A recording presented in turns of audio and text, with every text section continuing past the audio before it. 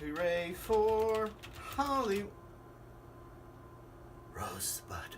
Oh, hello there. I am Stan the Movie Man, and this is my review of The Incredibles 2.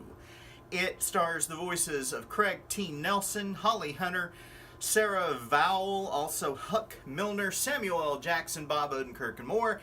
It is the story of our favorite family of superheroes, the Incredibles. Now, the events in Incredibles 2 take place just a few months after the end of the first film.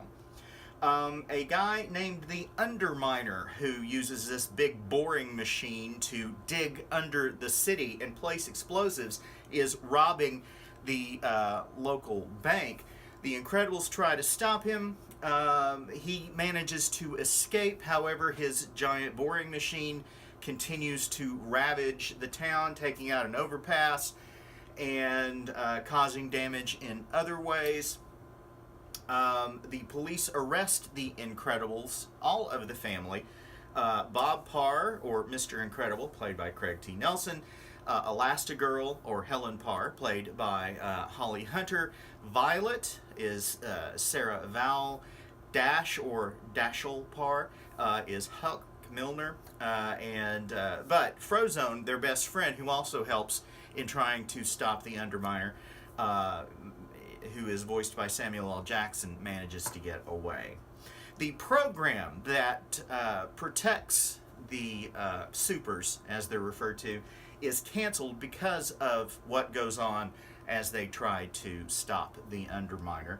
So a business person, a guy who runs a big giant tech company, Winston Deaver, voiced by Bob Odenkirk, approaches the supers quietly with a plan to get them back on the right side of the law, as being a super has been outlawed.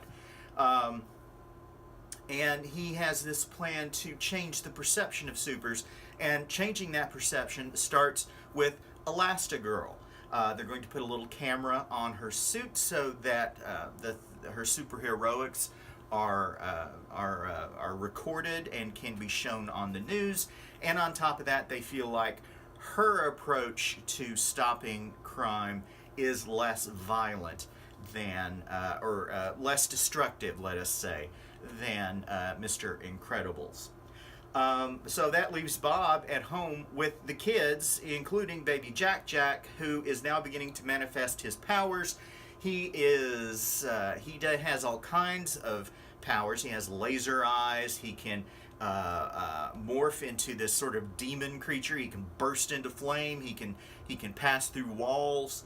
And Bob is having to deal with all of that, while Violet, as Dash refers to it, is going through adolescence.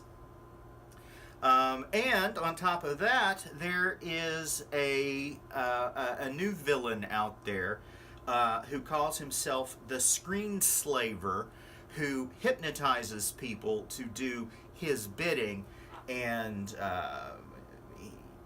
he can take control of anybody who is in front of a screen that he has hacked, and can make them do whatever he wants. And that is the first big criminal that Elastigirl is up against. It's been 14 years since The Incredibles, and if there is any Pixar movie that I have wanted a sequel to more than any other, it is The Incredibles. One of my favorite of the Pixar films, and this has been worth the wait. The Incredibles 2 has all of the family dynamic, as well as the action, and baby Jack Jack being more in front, since his powers are beginning to manifest themselves, and how he gets in a fight with a raccoon. That's very funny. The raccoon holds his own, despite Jack Jack's laser eyes and bursting into flame. And we get an appearance from Edna Mode, who's voiced by the film's director and writer, Brad Bird.